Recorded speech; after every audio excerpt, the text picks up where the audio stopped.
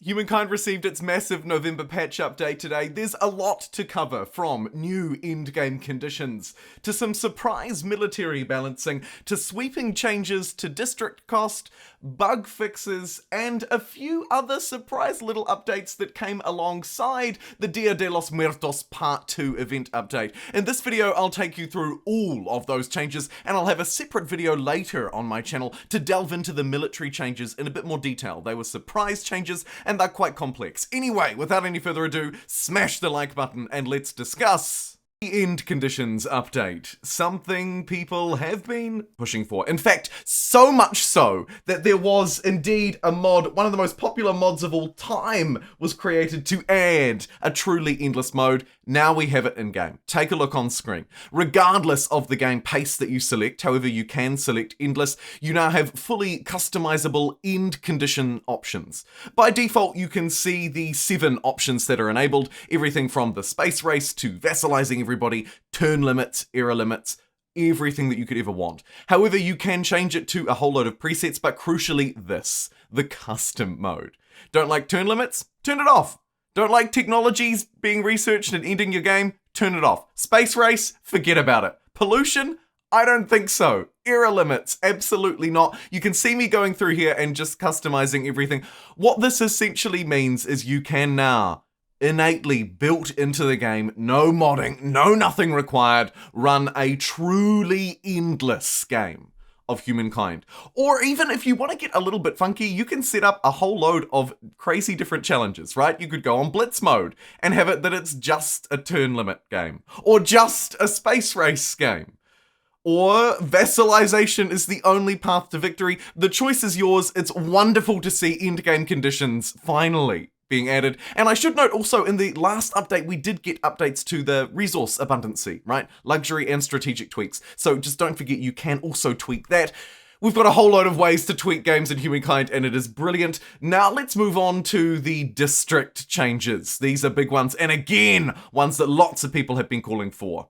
And likewise, there was a mod for it, right? The no exponential district costs. There were actually a few that sort of changed it a little bit around the edges. Something I should note as I show you some gameplay here of the new district system in play is that this has changed a lot over various updates, okay? In previous updates, the developers added a lot of stability penalties. Those have been removed in recent patches from the beta tests. However, what we're really talking about in these version notes, and they were very light on the patch notes, was that expensive districts have been balanced. How? Well, in 2 ways. Firstly, base districts now scale depending on how many districts of that type are present, and secondly, other districts scale based on a percentage of the total district amount. Now, just to break this down into a little bit of detail, but not to bore you too much, essentially what this means is that districts will now be treated in one of 2 ways depending on district type. You have base districts and then other districts. You can think of these broadly as base districts, like what am I building to form the base of my empire, my makers and my farmers. And then other districts are those ones that are maybe more on the fringes, more utility-based, like harbours, for example, that don't provide jobs. Base districts now scale depending on how many other districts of that type are present, and the other districts scale based on a percentage of the total number that exist. Now, this is a significant change, and essentially what it means for you in practice is that when you're building your maker's quarters, they will be limited not on the number of total districts on the map, not on the number of total districts within your city, but actually purely just how many districts of this type are present. Basically, this is designed to get around a couple of difficult things that have cropped up in recent updates where districts become just ridiculously expensive, like taking tens of thousands of turns just to build or buy out one. You should see those ridiculous costs, particularly in the late game now, well and truly reined back in. We'll have to play test it a little bit more, of course, just to really get to the bottom of how it's working. But basically, this should reverse effectively a lot of the bad changes changes from previous updates that players felt unhappy with, and it should make districts a little bit more manageable. They also, of course, removed a lot of those beta changes on stability, so you shouldn't be taking massive stability hits on these districts anymore either. Now let's discuss military changes, the third sweeping arm of changes in this update. So, as I said at the start of the video, there were a lot of changes to the military. In fact, take a look at this little list that I've prepared earlier. This is just half of the changes that were added. Thankfully, in this video, I'll give you the TLDR, the crucial information, and I think that the devs did a reasonable job at summarizing it here. But basically, this update has focused largely on changing costs, upkeep and resource requirements for a lot of units, particularly in general the more powerful unique units, emblematic units that are specific to cultures now require, on balance, more resources to build. However, there are some other changes as well, most notably swordsmen no longer require iron. This gives all players, hopefully, the ability to have some reasonable up-to-date units into the classical era. The Roman Praetorian Guards now unlock with standing army and replace swordsmen, and this is actually a good general theme of this update as well. Where emblematic units coincide or sort of coexist alongside an existing unit, they've replaced it, right? So the Praetorian Guards, which were essentially the Romans' swordsmen, have now replaced the swordsmen. Javelin throwers and noble javelineers have had their combat strength improved as well.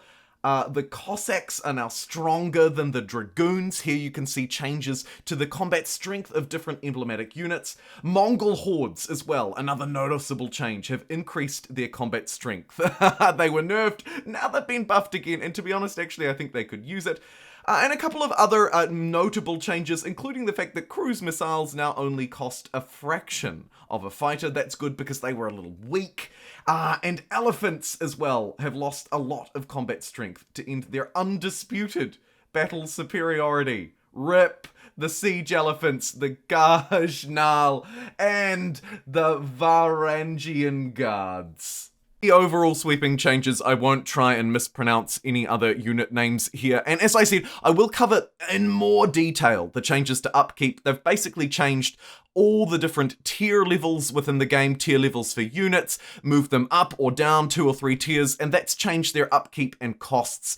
But it is a little bit complex, so if you'd like some more detail on the sweeping changes to military balancing, check out my channel. Now let's move through into the last part of this video where I tell you about some crucial issues that have been fixed and some bonus content that we're being given as part of the Dia de los Muertos event that has been announced since I covered that on the channel yesterday. Now, in terms of fixes, this update was lighter than the rest, but that shouldn't take away from it.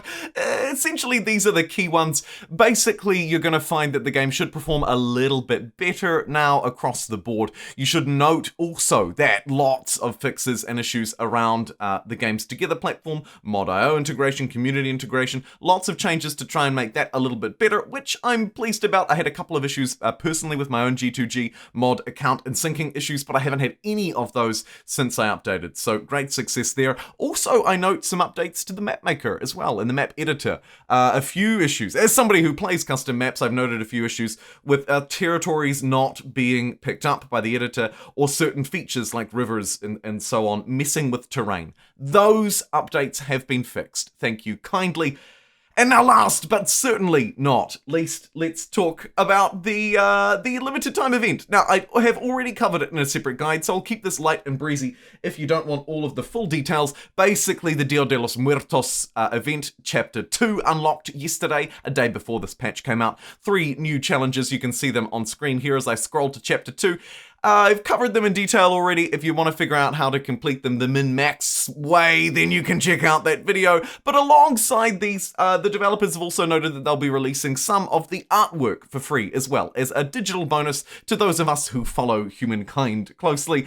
I'm particularly excited about it because I can use it for thumbnails, but maybe that's just me. You might not be. All good. Anyway, thank you very much for watching. That concludes this video. I will have more coverage of those massive military changes coming up here on the channel. And I'll see you next time. Thanks for watching.